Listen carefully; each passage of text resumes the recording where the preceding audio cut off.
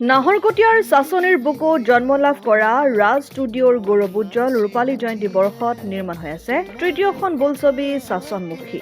বৰ অসমৰ বৰভেটি গঢ়োতা চাওলুং চুকাফাক বিশ্ব দৰবাৰত প্ৰতিষ্ঠা কৰাৰ লক্ষ্যৰে নিৰ্মিত বুৰঞ্জীমূলক বোলছবিখন চেং আৰু চাইলুইনৰ পৰা লুইতলৈ গ্ৰন্থ দুখনৰ ওপৰত আধাৰিত। বোলছবিখনৰ পৰিচালনা কবি, নাট্যকাৰ, পৰিচালক হেমন্ত কুমাৰ ওৰফে হেমন্ত ৰাজখোৱা, চিত্ৰনাট্য গীতৰ ৰচনা সম্পাদনাও তেখেতৰে। অভিনয় কৰিছে অসমৰ জনপ্ৰিয় অভিনেতা অভিনেত্ৰীক্ৰমে অৰুণ হাজৰিকা, চেতনা দাস, বিউটি বাইলুং ওৰফে চুমকি কছাৰী, অতুল পাচনিকে প্ৰমুখ্য কৰি বহুতো ন পুৰণি শিল্পীয়ে। সংগীতেৰে সজাইছে দীপাংকৰ দিহিঙীয়া আৰু ৰাজনয়নে। কণ্ঠ দিছে গণশিল্পী লোহিত গগৈ, ৰুবি খনিকৰ, দৰদী কণ্ঠশিল্পী ৰেণু গগৈ, গৰিয়সী বুঢ়াগোহাঁই। নাজিৰা, বাগদৰা, নাহৰপুখুৰী, টিপাম, লিহিৰিবন, শামুকটোলা, কুঁৱৰীগাঁও, কুজিবালি, নমাটি, বলকগাঁও, সূৰ্যপাহাৰ, ইনথেম, নগাপথাৰ, সীতাকুণ্ড, ৰাজগড়, ৰাঙলী আদি ঠাইৰ লোকেশ্যনত ইতিমধ্যে প্ৰায় ৭০% শ্বুটিং সমাপ্ত হৈছে। বোলছবিখন চলিত বৰ্ষৰ শেষৰ ফালে মুক্তি লাভ কৰিব বুলি নিৰ্মাতাসকলৰ তৰফৰ পৰা জানিব পৰা গৈছে। নিশ্চয় মই আজি এই চাচনমুখী চিনেমাখন কৰি বৰ সুখী।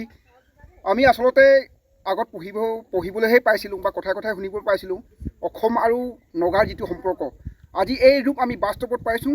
সঁচাকৈ আনন্দিত আৰু অসমবাসী সকলো জনসাধাৰণকো আমি জনাওঁ এই ফিল্মখন আপোনালোকে চাওক আৰু বাস্তৱত অসম আৰু নগাৰ যিটো সম্পৰ্ক আপোনালোকে বাস্তৱত দেখিবলৈ পাব। মই এই মুহূৰ্তত মোৰ অনুভৱ এটা বৰ ভাল বুলি মই নিজকে ধন্য মানিছোঁ, যিহেতু আজি মই এই যিহেতু গ্ৰুপত আহি অভিনয় কৰিবৰ কাৰণে এটা সুযোগ দিছে আমাৰ যিসকল ডাইৰেক্টৰ, প্ৰডিউচাৰ তেখেতসকলক মই ধন্যবাদো জনাইছোঁ আৰু নিজকে কৃতজ্ঞতা জনাইছোঁ এইকাৰণেই যে এই বুৰঞ্জীমূলক যিখন নাট আমি কি কৰিবলৈ গৈছোঁ চিনেমা আকাৰত ইতিমধ্যে চাচনমুখীয়ে ইতিমধ্যেই প্ৰায় ৮০% ইয়াৰ কাম শেষ হৈছে।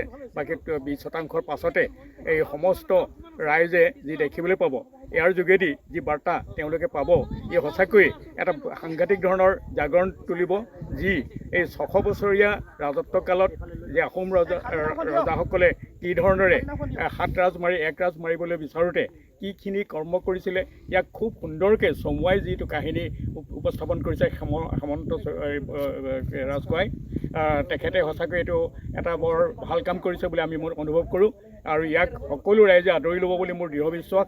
গতিকে মই ইয়াকে কওঁ যে আপোনাসবে এই চাচনমুখীক আদৰ কৰিব, মৰম কৰিব, ভৱিষ্যতলৈ যাতে আমি আকৌ ইয়াতকৈ ভাল তেওঁৰ পৰা আমি আশা কৰিব পাৰোঁ, তাকে মই ভগৱানৰ ওচৰত প্ৰাৰ্থনা জনাই। নাহৰকটীয়াৰ পৰা ক্ষীৰোদ কোঁৱৰৰ ৰিপৰ্ট, অসম আদিত্য।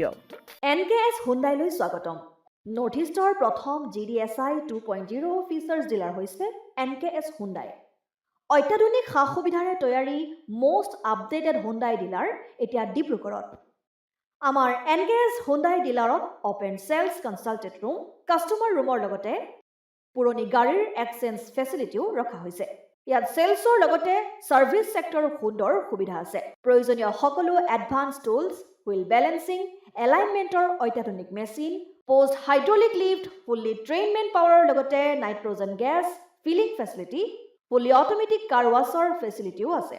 লগতে NKS হুণ্ডাই ডিলাৰে কাষ্টমাৰসকলৰ সুবিধাৰ্থে মোবাইল ছাৰ্ভিচ ভেনৰো ব্যৱস্থা ৰাখিছে, য'ত হাইড্ৰলিক লিফ্ট, ৱাশ্বিং facility, wheel balancing, tyre pressure check কৰাৰ লগতে বহুখিনি সুবিধাই উপলব্ধ আছে। NKS হুণ্ডাইলৈ আহক আৰু সুবিধাসমূহ গ্ৰহণ কৰক।